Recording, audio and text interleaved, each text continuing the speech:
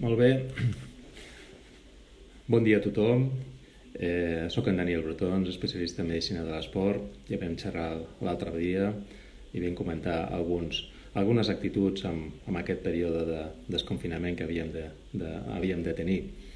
Esperem un minut més a que s'incorpori més gent i parlem ara d'algunes consideracions a tenir en compte en relació a aquest període de que s'estarà començant a obrir l'aixeta ja a poc per fer la pràctica esportiva, que realment estareu tots amb mi que ho necessitem, però ja des del punt de vista terapèutic. He fet un artilugio aquí per posar alguna diapositiva i algun PowerPoint, no? Que com amb algun problema tècnic, però espero que es vegi, anem a provar-ho.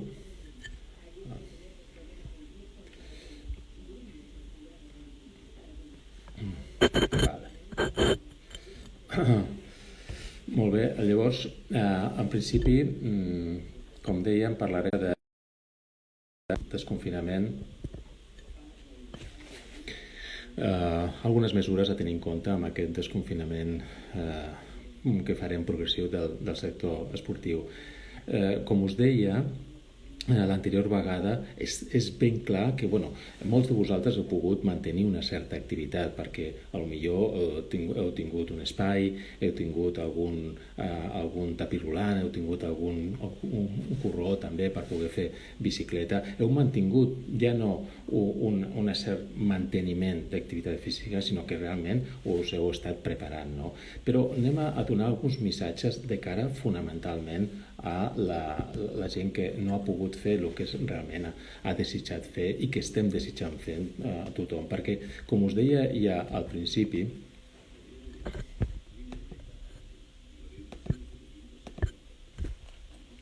perdoneu un segon, com us deia al principi, no toca fer segons quines coses, no toca fer pujades a la muntanya, que si esteu vivint a Bellver, doncs diem, ara que podem sortir, el dissabte ja podem sortir, doncs anirem a la Tossa i baixarem. No toca, sobretot si només us heu mantingut, no heu fet preparació física, no toca fer segons quines activitats esportives. És ben clar que tampoc toca pensar en actituds competitives, de competició en muntanya, de córrer, de bicicleta, no toca tampoc, no? I a partir d'aquí tampoc sembla una mica el paradigma del no? Què és el que no toca més que el que toca, no? Tampoc amb molts de vosaltres ja sé que heu seguit tota una sèrie de programació en funció del que us han comentat entrenadors que heu tingut per mantenir-vos a un nivell d'activitat física elevat, però no toca en línies generals i amb la població general que sortirem a partir del dissabte començar a pensar en programes i planificacions dels diferents segons quines metodologies d'entrenament. Tampoc no toca. Clar, vosaltres us poseu a Google, us poseu a qualsevol xarxa social, diu, què hem de fer, com hem de sortir, i tothom coincidirem. Està clar que hem de fer una actitud preventiva de cara a sortir, fent els estiraments corresponents, no? Mantenir uns hàbits d'hidratació perquè esperem que faci bon dia i puguem gaudir perfectament acordes a el que hem anat dient tant tots nosaltres com a les xarxes socials, els consells de nutricionistes, ens hem de mantenir ben hidratats, hem de tenir algunes actituds preventives. És ben clar que si sabem que anirem a córrer a la muntanya i tenim els turmells una mica laxes, ens posarem algun embenat per no tenir cap disfunció articular, no? O alguna altra mesura preventiva en funció d'algun patiment que puguem tenir, alguna articulació. Però, escolteu-me, jo podria acabar aquí la xerrada, no? O sigui, perquè què vull que fem? Vull que sortim i gaudir d'aquest retorn to play, no? Hem de sortir i buscar les bones sensacions. Realment és el que hem de fer. Hem de recuperar també, això és important, el nostre estil de vida actiu. Quedem-nos amb això, quedem-nos amb aquesta frase, buscar, gaudir, bones sensacions, no? Sortir a fer salut. Aquest és l'input que ens ha de quedar clar, l'input de recuperar l'estil de vida que ens han limitat durant tot aquest període de confinament. Realment és el missatge clar, repeteixo, sortim a gaudir, sortim a buscar bones sensacions, sortim a recuperar l'estil de vida actiu. Clar, si nosaltres fem una búsqueda, ara començarem a córrer tots i fem un repàs epidemiològic de les lesions que poden haver-hi en funció d'aquest repàs epidemiològic, veure quines lesions n'hi ha més freqüentment, doncs sempre parlaran de lesions a nivell de tendinitis, tendinopaties, inclús lesions òssees, fissures d'estrès, fractures d'estrès, condropaties rotulianes, etc. Però sí que és important tenir en compte alguns temes com lesions que haguem pogut tenir de cara a no sobrecarregar aquella articulació, alguna lesió que haguem pogut tenir i que no hem pogut recuperar com tocava durant aquest període de confinament, doncs està clar que aquella articulació, ja sigui un turmell, ja sigui un genoll, doncs no farem cap activitat que sobrecarregui més aquella articulació. A partir d'aquí, voldria transmetre-us el concepte de desentrenament. Clar, un desentrenament què vol dir? Tota aquesta gent que hem estat confinats, que no hem pogut fer l'estímul esportiu, l'estímul d'activitat física que realment acostumem a fer, doncs què passa? Passa que la musculatura queda totalment tova. Passa que la musculatura queda hipotònica. Passa realment que els mecanismes funcionals que protegeixen les articulacions, càpsula, lligament, etc., a menys que no haguessin fet molt treball de propriocepció, està clar, passa perquè estan més dèbils, no? De tal forma que des del punt de vista muscular i tendinoso i articular són articulacions més dèbils després d'estar més de mes i mig tancats i no haver pogut fer l'estímul d'entrenament que estem acostumats a fer. Des del punt de vista cardiovascular, ben és veritat que també hi ha una deriva important. El que abans podíem fer a 120 pulsacions, ara ho farem a 150 pulsacions, no? Llavors hem de comptar de tal forma que tota la percepció de la fatiga serà molt diferent, tot i que amb la nostra record, no? El nostre record, la percepció de la fatiga serà que podíem aguantar més, podíem assolir esforços més intensos, esforços més anaeròbics, però hem de tenir en compte que ara per ara això no toca. De cara a buscar aquestes sensacions bones, sortirem el divendres, agafarem la bicicleta, agafarem els patins, anirem a caminar per la muntanya, a fer senderisme, etc. Llavors hem de fer molta activitat física en seny. No? Què vol dir això? Sobretot hem de controlar dos aspectes fonamentals. Quins són el volum, el temps, la durada que estiguem a fora fent activitat física i la intensitat.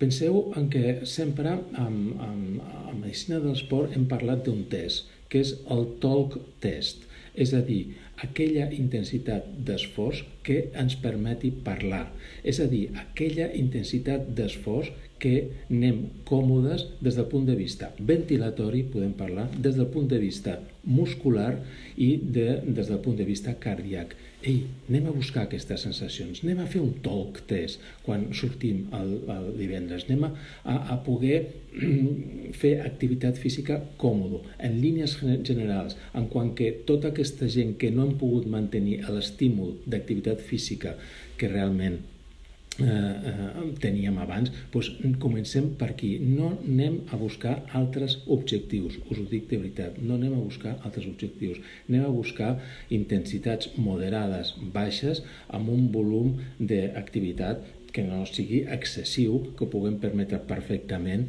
per poder tenir continuïtat, per poder reiniciar aquest hàbit esportiu tan desitjat que tenim tots en mente. Un aspecte que us volia comentar. Molts heu pogut entrenar amb tapís rolant a casa, amb una cinta de córrer o amb bicicleta. Penseu que quan heu corregut en tapís durant un mes i mig, ara el córrer fora és diferent. Ara la passa, la petjada, la gambada és diferent. Ja serà la vostra gambada, serà més llarga. Això vol dir que la verticalitat de l'impacte és diferent. Possiblement, degut a córrer tant de temps amb la cinta rodant, la petjada és més curta. Ha canviat molt aquesta verticalitat de l'impacte. Heu patit més impacte a nivell d'articulacions de tren inferior. Ara hi haurà un canvi de tècnica, igual que en la bicicleta. En la bicicleta ja pot haver-hi més flexibilitat a l'hora de generar potència. Com dèiem i vam dir l'altra vegada, al camp es pot generar una potència superior que indoor. I és per això que sí que és important que amb aquesta idea de sortir i de donar alguna prevenció, busqueu la tècnica de carrera adequada, busqueu la tècnica en bicicleta adequada, recerqueu-la un altre cop, perquè ben és veritat que haver-ho fet indoor us pot haver condicionat alguns vicis que heu de recuperar. És important, perquè si no, això, de veritat, us pot crear algunes patologies musculoesquelètiques, algunes patologies a nivell de tendons. Un tema molt important amb aquest desentrenament de tipus muscular: no podeu fer, sisplau, molt treball excèntric, treball de frenada. Treball de frenada provoca molta ruptura muscular. Ara no toca, en quant que no teniu la preparació suficient, i anar a buscar, si ens agrada la muntanya, anar a buscar corriols molt tècnics que després la baixada la patirem. No toca. Això no toca, perquè sí que produirem molta destrucció muscular. I un dels objectius, ja sé que sona molt banal, molt frívol, però de veritat, un dels objectius que hem de tenir ara que tornem a fer activitat física és no tenir agulletes.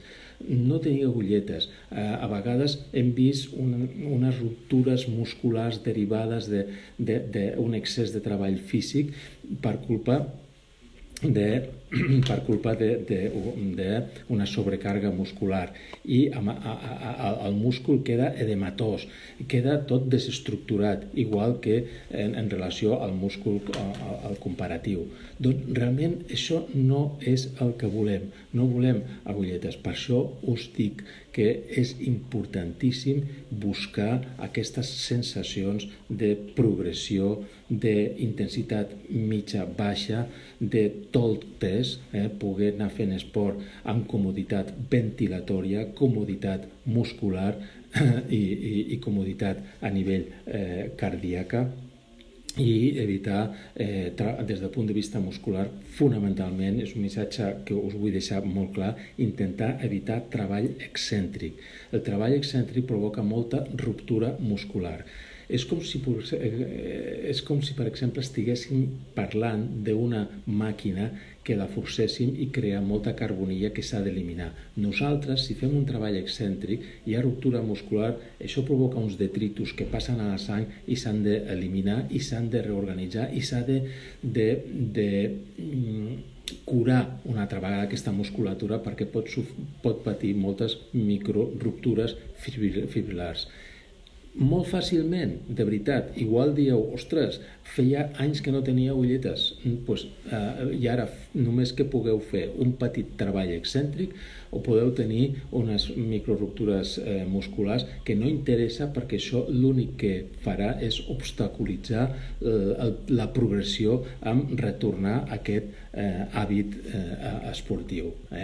No volem que hi hagi tot això blanc que hi ha al peu, són edemes, són inflamacions. Dius, bueno, però això és després d'una ultra trail. D'acord, pot ser, això queda així després d'una ultra, però si nosaltres fem un excés d'impacte articular, llavors generarem inflamació, i aquestes inflamacions s'han de recuperar i necessiten un tempo, un timing per recuperar aquestes inflamacions i aquesta recuperació del desestructurament muscular que haguéssim pogut fer, perquè fem una activitat excessivament intensa, una activitat de frenada amb treball excèntric, i aquesta recuperació, com us deia abans, pot inhibir aquest retorn a l'hàbit esportiu.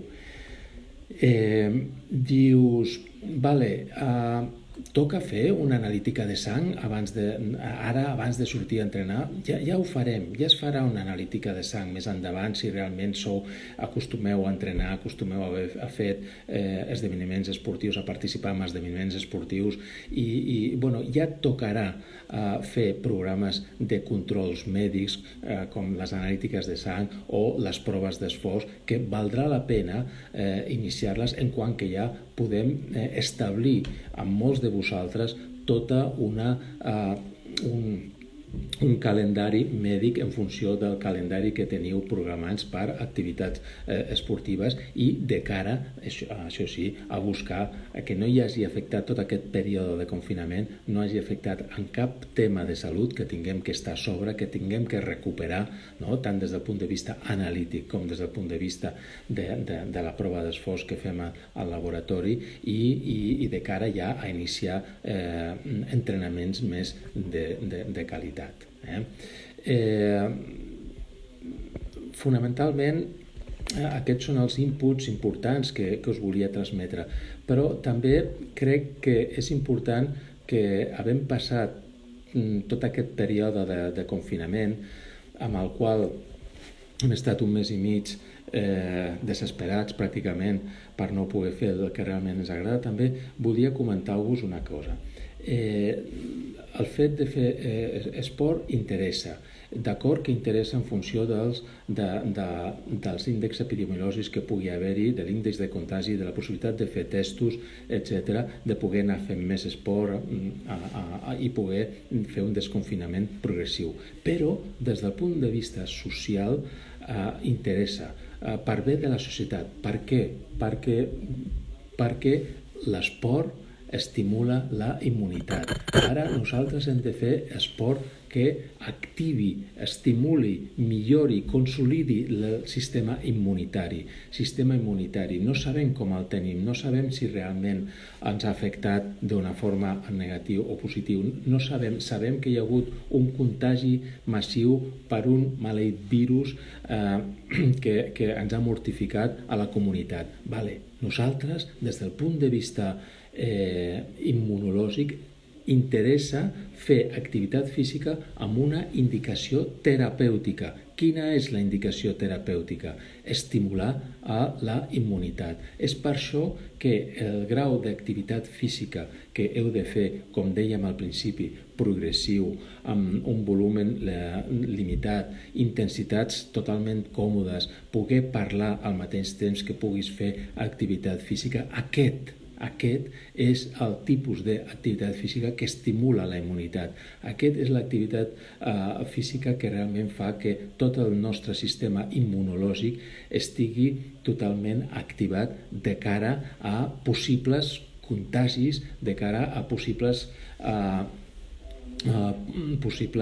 infeccions que puguin tenir, i perquè hi ha una dada epidemiològica que ens han transmès els epidemiòlegs, és que la societat s'ha pogut contagiar, però només al nostre territori amb un 25%, i això és una dada molt baixa. Possibilitats de contagi en tenim, per això hem d'enfortir el sistema immunològic. De veritat, això és molt important, i ja no solament amb les ganes que tenim de fer molta activitat esportiva o activitat esportiva com la que fèiem abans d'una gran intensitat, intensitat, però aquest nivell no estimula la immunitat, no? La que estimula realment és aquesta progressió, aquesta intensitat mitjana, baixa, i que puguem recuperar perfectament bé de totes les sessions d'activitat que fem, no? Després, una altra cosa important que us volia comentar és de cara al tema del contagi. Què es diu des del punt de vista epidemiològic? Ara sortirem al carrer i una dada que s'està transmetint tant per activa com per passiva a tots els nivells, a nivell d'oci, a nivell de cultura, a nivell a l'hora d'obrir recintes de més de 30 persones, menys de 30 persones, etc. Què es parla? Del distanciament social. Vale. Llavors es parla d'un distanciament social entre dues persones de com a mínim 1,5 metres. Per què? Perquè les gotites de fluix, les gotites que nosaltres traiem de la boca quan parlem, llavors aquestes gotites són les que poden infectar d'un possible virus, ja sigui el virus de la grip com ja sigui el virus, en aquest cas, del maleït Covid, no? En quant que nosaltres estem en un contacte estret, vol dir que puguem estar més de 10-15 minuts davant d'una persona, i si estem a menys d'1,5 metres tenim possibilitats de contagiar-nos en cas de que l'altra persona estigui contagiada, en quant que estem parats. Però què passa quan estem fent activitat esportiva? Hem de portar mascareta o no hem de portar mascareta? Dius, haurem de fer esport sempre amb la mascareta? Anem a veure. Aquest estudi que us he posat fa referència a que, d'acord, la distància de seguretat amb dues persones parades és d'1,5 metres. Ara bé, a l'hora de córrer, per als estudis aerodinàmics que s'han fet segons aquest estudi, és molt important que es pugui tenir una distància almenys de 5 metres. Amb aquest estudi que us presento, i no darrere d'una persona, sinó lateral, perquè tot el reflux aerodinàmic que genera aquesta persona de davant no ens afecti per res, ja sigui un estornut, ja sigui amb l'aerosol que provoca per la hiperventilació, etc. No? I de tal forma que aquest estudi conclou que sí, amb dues persones parades han d'estar 1,5 metres de distanciament social, però a l'hora d'anar a córrer o caminar ràpid, si anem a 4 km per hora, el distanciament social ha de ser de 5 metres. I si anem a una velocitat de 14 km per hora, llavors hauria de ser almenys de 10 metres. Tingueu-lo en compte perquè si podem mantenir amb aquest distanciament social, amb aquesta fase de desconfinament progressiu, val la pena de cara a que no hem de portar mascareta sempre. La mascareta, com en moltes reunions hem dit, val la pena tenir-la perquè en un moment determinat podem parar, podem veure més gent, podem entrar en un lloc tancat, i llavors sí que segurament ens haurem de posar la mascareta per neutralitzar el no poder disposar d'aquesta distància de seguretat. Però sí és important que si anem a córrer, que si anem en bicicleta, que si anem a caminar ràpid, intentem mantenir aquest distanciament social amb aquest període de desconfinament, perquè aquest període de desconfinament, el gran greuge que n'hi ha, la gran por que existeix en aquest període, què és? Una sola cosa, els rebrots. I valga'm Déu que no hi hagi un rebrot i que tinguem que confinar-nos una altra vegada. És per això que totes les mesures d'higiene, totes les mesures de prevenció han de ser molt estrictes. M'estimo més que pequem per defecte, inclús amb el sector esportiu, amb la pràctica esportiva, com us deia. Inclús quan anem a córrer, dius, bueno, vaig a córrer i em trobo gent. Vale, mantenim distància, com us deia, una distància més d'1,5 metres, com fan referència a aquests estudis aerodinàmics. I amb aquest període que han de durar, segurament, tal com ens estan transmitint, seran 2 mesos de desconfinament, el període de maig i juny, i després ja veurem. Amb aquest període amb el qual es creu que el contagi de la comunitat ja sigui més elevada del 25% i ja hi hagi el que se'n diu una immunitat comunitària, i a partir d'aquí ja podrem veure com normalitzem tota l'activitat esportiva. Així doncs, molt bona notícia de que puguem anar a sortir, puguem retornar a la nostra activitat esportiva. És veritat que hi ha gent que ja ha pogut fer perquè ha tingut mitjans i té una preparació física millor més alta, però molts de nosaltres no tenim la preparació física, tenim una hipotonia muscular important, per tant sortim, gaudim, busquem noves sensacions, bones sensacions, recuperem l'estil de vida, evitem les agulletes, sobretot, evitem sobrecarregar aquelles articulacions que les tenim dèbils pel que sigui, o fem protecció de les mateixes, siguem solidaris amb totes les normatives que ens estan donant, mantenim les mesures d'higiene i protecció, i a partir d'aquí les coses aniran bé. A partir d'aquí, a poc ens trobarem que en un parell de mesos ja podrem estar fent les activitats esportives pròpies de cadascú al nivell que cadascú li interessi i pugui. Aquests eren les highlights que us volia transmetre per sortir. Siguem humils a l'hora d'iniciar aquesta activitat física, siguem humils. Ja sé que el nostre cap ens balla moltíssim, és una olla de grills amb el que volem fer moltíssima cosa i ja se'ns comencen a posar molts plans a dintre del cap. No, però siguem humils perquè ens interessa, per autoprotecció fonamentalment i per protecció comunitària. D'acord? Això és el que us volia transmetre des del meu punt de vista i amb la màxima humilitat possible. Si teniu alguna pregunta, anem a veure. Espero que la població sigui conscient. Jo també. Mireu, des d'aquí a Catalunya s'ha fet una proposta a Madrid, perquè penseu que en aquest període d'excepcionalitat Madrid mana. I llavors d'aquí s'ha fet una proposta de franges horàries per fer activitat esportiva, fer unes franges horàries, perquè no ens trobem amb un acúmul de gent, acúmul de pares que van a passejar els seus infants amb tot el dret del món, de persones grans de més de 65-70 anys que vulguin anar a passejar, dels esportistes que volen fer esport. Intentem evitar aglomeracions. Estem parlant, clar, depèn del municipi, és més difícil l'aglomeració i és més fàcil que hi hagi distanciament social, és ben clar, però espero que la gent sigui ben conscient. Sí, el primer dia dius alguna recomanació per no lesionar-nos, com us deia, o sigui, vosaltres a qualsevol xarxa social, a qualsevol lloc us dirà, progressió, dius, toca escalfar molt. Mireu, jo des del meu punt de vista, escalfar forma part d'aquesta activitat física. El que és ben clar és que no hem de fer cap cosa de risc i, com us deia, cap treball excessivament tècnic ni cap intensitat d'esforç. Per tant, el fet d'anar a sortir, a trotar, fent una mica d'estirament abans, no cal excessius estiraments perquè el propi impacte articular de baixa intensitat, això forma part de l'escalfament. Es pot sortir en parella si convius? Mireu, el que ens han transmet des de Madrid no rossa l'ambigüitat, sinó és superior a l'ambigu, és molt ambigu en molts aspectes. Si nosaltres apliquem el seny i has estat confinat amb la teva parella, dius, és ben clar que pots anar a sortir a córrer amb la teva parella. No? Podria ser ben clar, has estat confinat amb la teva parella i en principi seria ben clar. Però els documents que ens han transmet des de Madrid és esport, i han fet recalcar individual amb distància de seguretat. De moment això, però estic totalment d'acord en poder fer les coses amb la parella.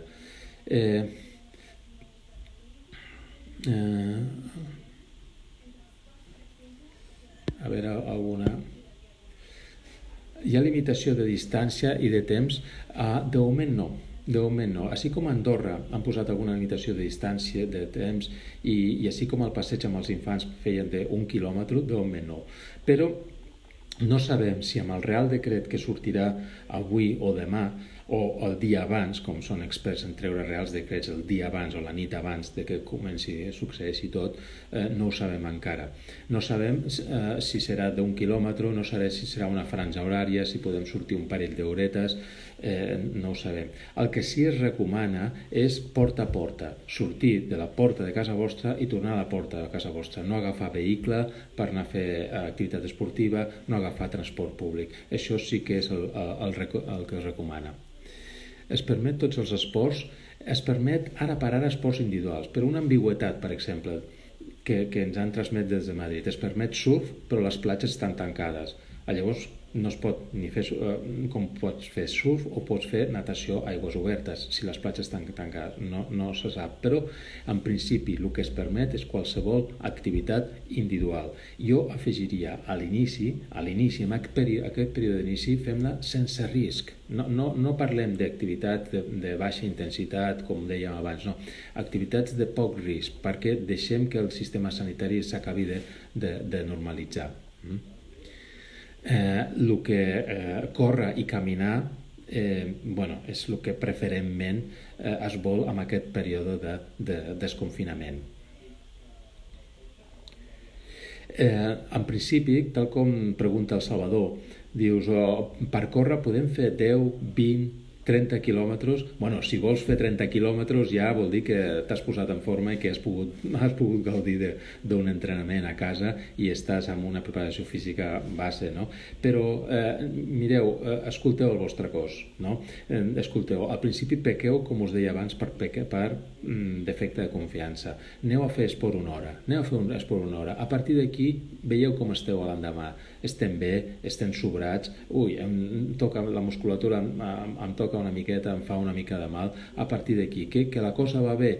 Doncs a partir d'aquí anem progressant i anem augmentant en funció de les normatives que ens marquin. Però jo marcaria una hora i mitja, i a partir d'aquí veiem com estem a l'endemà al nostre propi cos i siguem solidaris amb les normatives que vagin sortint.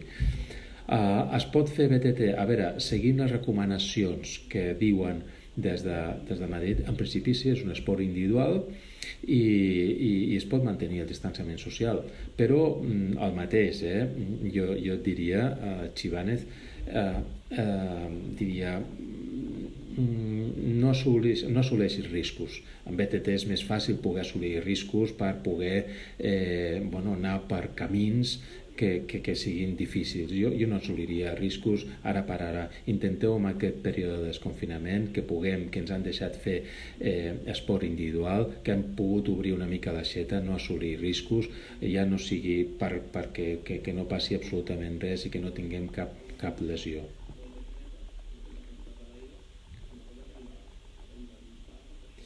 Anem a veure alguna pregunta més.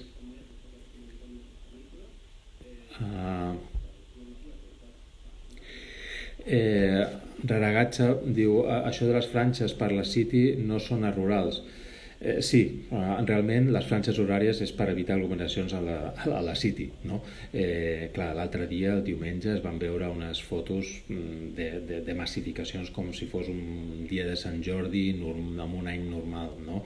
I això ha preocupat perquè molt a les autoritats sanitàries d'aquí a casa ha preocupat, i per això es volen establir franges horàries en funció de si vas al treball, en funció de si poden sortir persones grans a passejar, si pots sortir com a pare o mare amb els infants, i activitat esportiva. Llavors, a partir d'aquí es volen fer franges, des d'aquí es van programar algunes franges horàries.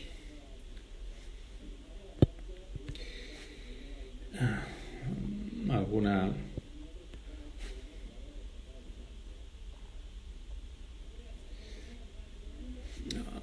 A veure, Alberito Santos fa referència a que sabeu quines seran les restriccions per fer esport a partir del dia 2. No, en principi les restriccions fan referència sobretot per lo que ens han transmet des de Madrid a esports de contacte, cap esport de contacte, i després cap esport col·lectiu. En principi no fa referència a esport de riscos, però sobretot el que sí fa referència és que qualsevol esport individual es pot practicar perfectament. amb alguna ambigüitat, com us deia, no? Perquè, clar, específicament parla de surf quan les platges diuen que no s'obriran fins a finals de juny.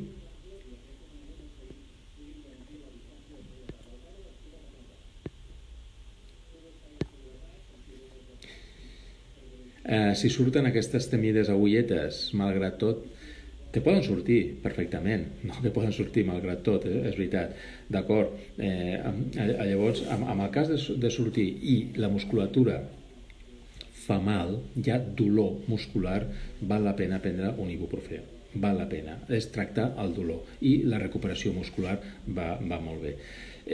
No us poseu a fer estiraments com a bojos degut a que teniu les agulletes, no. A l'endemà penseu que les agulletes, que voldrà dir que l'esforç que heu fet ha sigut per sobre la intensitat que el cos recomana. Llavors, a l'endemà intenteu fer una cosa inferior, molt més light des del punt de vista d'intensitat, des del punt de vista d'impacte muscular i articular.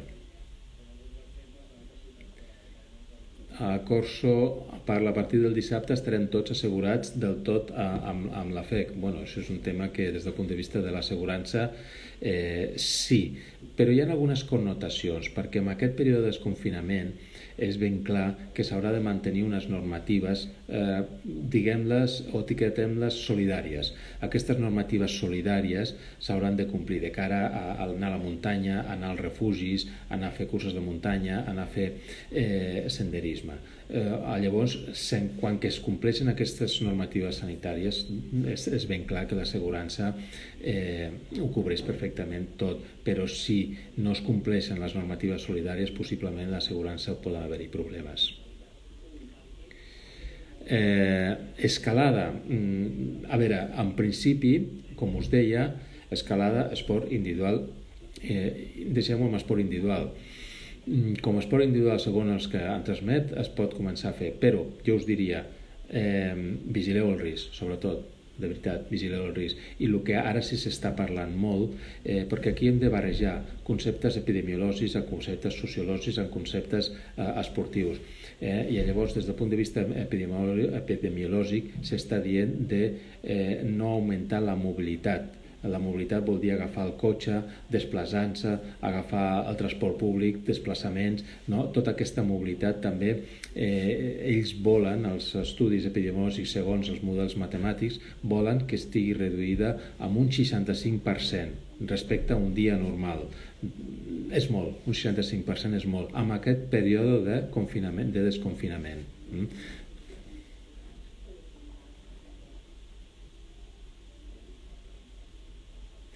El president, amb Jordi Merino, em fa referència als guies de muntanya. Són professionals i fan la seva primera feina. En quant que mantenen aquesta activitat individual i amb el distanciament i les normatives de prevenció i d'higiene, perfectament poden fer la seva feina. Jo crec que perfectament, és una percepció, poden fer la seva feina. Ben és veritat que, com us deia, ara estem veient totes aquestes idees, moltes d'elles ambigües, que ens han traslladat des de Madrid, estem mirant a veure quines són les idees més clares i, sobretot, el suport jurídic que tindrem a partir del Real Decret. És el més important, perquè el que és vàlid és el Real Decret de fa unes setmanes que no permetien fer res, i fins que no surti el nou Real Decret, llavors veurem què és el que realment podem fer amb un suport jurídic. Però, tal com ens han transmet, els guies de muntanya podran fer la seva feina. A veure, hi ha algunes mascaretes, segons Pharma Vicker, hi ha algunes mascaretes que algunes cases les han fet inclús per fer esport, no? Molts de vosaltres heu fet una prova d'esforç amb màscara per anàlisis de gasos respiratoris i ja veu la UOBI que podeu fer. Es pot fer, té alguna repercussió negativa. A veure, en principi, en quan que fas una activitat molt moderada, que vol dir que no hi ha una hiperventilació, no generes aerosol, llavors es pot mantenir molt bé. Ara bé, a la que necessites aire, a la que necessites mobilitzar aire per agafar oxigen, per enviar a la musculatura, per generar un treball muscular, llavors la sensació d'agobi és molt important. Per això jo dic, la mascareta l'hem de portar. Avui dia a la mascareta haurem de tenir sempre una mascareta a mà, sempre, no? Però si nosaltres estem en un entorn que hi ha distanciament social, encara que hiperventilem molt, que tenim una altra persona a 20 metres de distància, escolteu, llavors, i tenim que estar fent un esforç amb una hiperventilació de més de 100 litres per minut o 150 litres per minut, llavors no cal posar-se la mascareta. Però si arribem a un lloc on hi ha moltes persones i aglomeració, en aquell moment podem posar-nos la mascareta.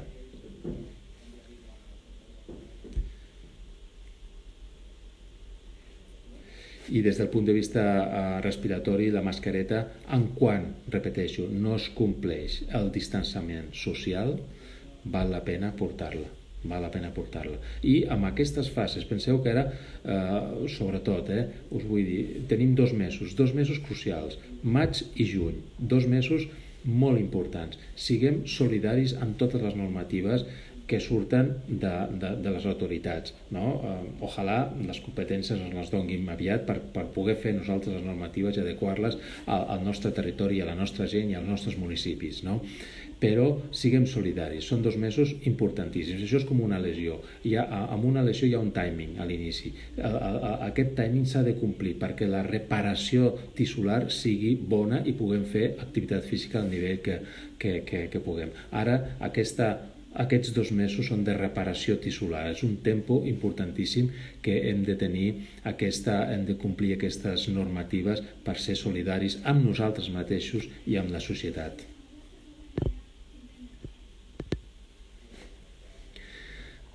Bé, si no hi ha més preguntes, espero haver sigut útil. Moltes gràcies a la Federació d'Entitats Excursionistes de Catalunya per haver-me donat aquesta oportunitat de poder parlar-vos i estic a la vostra disposició per qualsevol cosa.